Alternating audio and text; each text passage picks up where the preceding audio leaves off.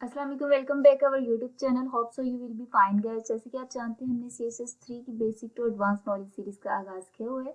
उसकी आज हमारी क्लास 24 है।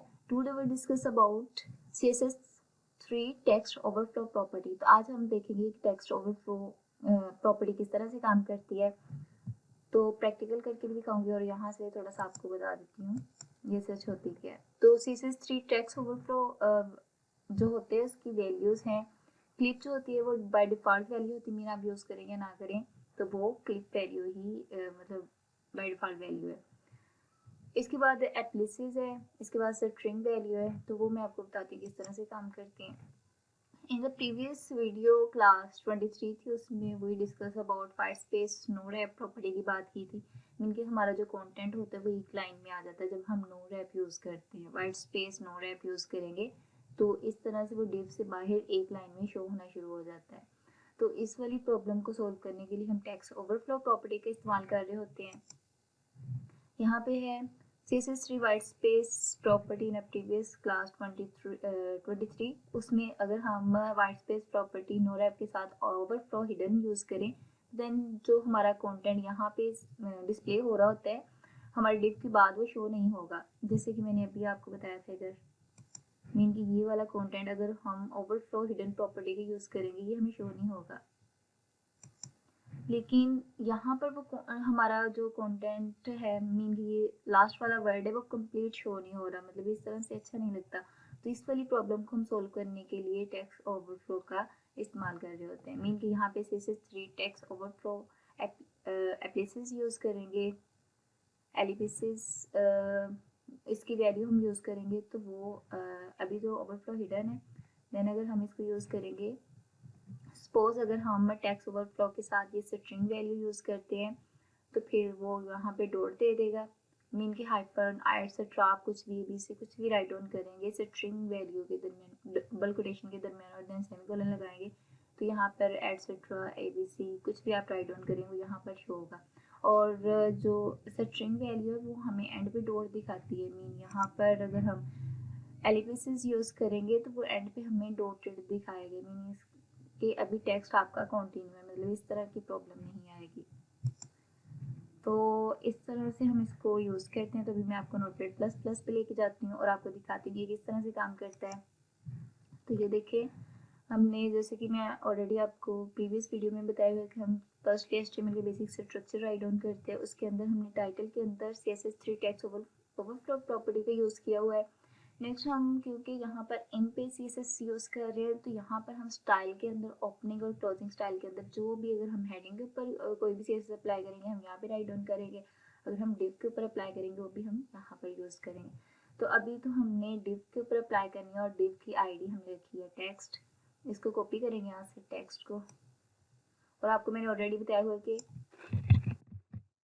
टेक्स्ट अगर हमने आईडी यूज़ की हो तो हमें यहाँ पर जाके हैश यूज़ करना है और देन फिर वो जो हमारी आईडी का नेम होगा वो यहाँ पर राइट डाउन कर देना। देन फिर कर्ली ब्रेसेस लगानी है, ओपनिंग और क्लोजिंग लगाना ज़रूरी है अदरवाइज ये वर्क नहीं करेगा। कंट्रोल V किया और यहाँ पर जाकर हम फर्स्टली तो इसको विड्थ देते हैं। तो विड्थ जो है इसकी मैं इसको 250 पिक्सल दे देती हूँ, 250 पिक्सल। और देन इसको बॉर्डर भी हमने अप्लाई करना है क्योंकि बॉर्डर में इसको 3 पिक्सल सॉलिड और कलर इसको मैं दे देती हूँ ग्रीन। आप कोई सा भी कलर, ब्लैक, भी कलर जो आपको अच्छा लगता है वो यूज़ कर सकते हैं। यहाँ पर जाके हम फाइल को सेव करेंगे, यहाँ पर सेव पे जाएंगे और यहाँ पर हम इसका नाम रखेंगे टेक्स्ट ओवरफ्लो ताकि बाद में जब हम सर्च करें टेक्स्ट ओवरफ्लो हमें पता हो। .html फाइल को सेव करेंगे HTML बेसिक ऑलरेडी जो हम फोल्डर में सेव करते आ रहे हैं इसको सेव करेंगे। तो ये अब सेव हो चुका है। अब हम इसको चेक करते हैं कि टेक्स्ट ओवरफ्लो प्रॉपर्टी ऐसा मतलब जब भी फाइल क्रिएट की वो कहाँ है। HTML बेसिक के अंदर जाएंगे, इसको क्लोज करते हैं, यहाँ पे HTML बेसिक पे डबल क्लिक करेंगे और यहाँ पे चेक करते हैं हमारी प्रॉपर्टी कहाँ, फाइल कहाँ पे पड़ी है। तो ये है टेक्स्ट ओवरफ्लो हमारी फाइल, इसके ऊपर डबल क्लिक करते हैं और ये देखें यहाँ पर हमें अभी टेक्स्ट इस तरह से नज़र आ रहा है। तो अभी तो हमने इसके ऊपर वो यूज़ नहीं किया, ना वाइट स्पेस और ना ही हमने यूज़ किया है white space. No wrap use करेंगे। फर्स्टली हम यहाँ पर जाते हैं वाइट स्पेस,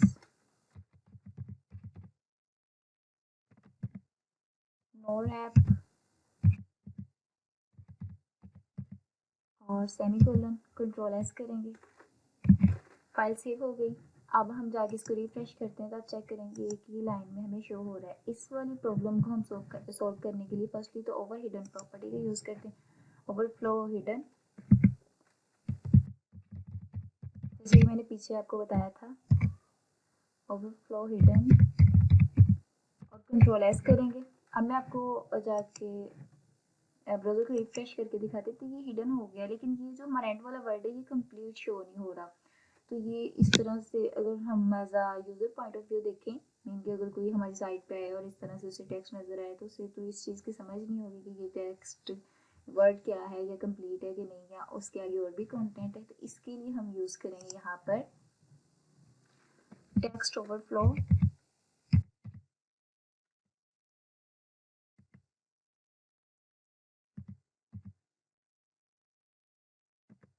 टेक्स्ट ओवरफ्लो यहाँ पे एलिप्सिस यूज़ करेंगे और सेमीकोलन लगाएंगे, कंट्रोल एस करेंगे तो ये एंड पे ना हमें डॉट दे देगा। रिफ्रेश करते हैं, ये देखें इस तरह से डॉट दे देता है। मीन कि अगर कोई भी हमारी साइट पे आता है, वेबसाइट पे, तो फिर चेक करेगा यहाँ पे ऑलरेडी कंटेंट है, मीन कि ये अब अच्छा लग रहा है। अगर इसके अलावा हम स्ट्रिंग वैल्यू का भी इस्तेमाल कर सकते हैं, एलिप्सिस का यूज़ नहीं करना। तो यहाँ पर जस्ट आपने डबल कोट्स लेनी है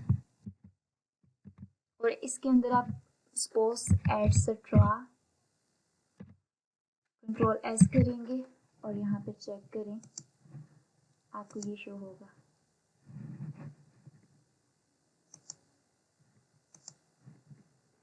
तो गाइस टेक्स्ट ओवरफ्लो प्रॉपर्टी ना अभी माइक्रोसॉफ्ट एज और ये जो है क्रोम वेब ब्राउज़र पे भी वर्क नहीं कर रही, ये जस्ट फायरफॉक्स पे वर्क करती है। तो वो मेरे पास मीन ये इसके ऊपर वर्क नहीं करती, तो इसके लिए आप एलिप्सिस यूज़ कर सकते हैं। तो ये मैंने करके देखा है वेब ब्राउज़र के ऊपर, तो ये उसके ऊपर भी वर्क नहीं करती। होप सो ये वीडियो आपके लिए हेल्पफुल हो। तो don't forget to subscribe my channel. तो मिलते हैं फिर नेक्स्ट वीडियो में। अल्लाह हाफिज़।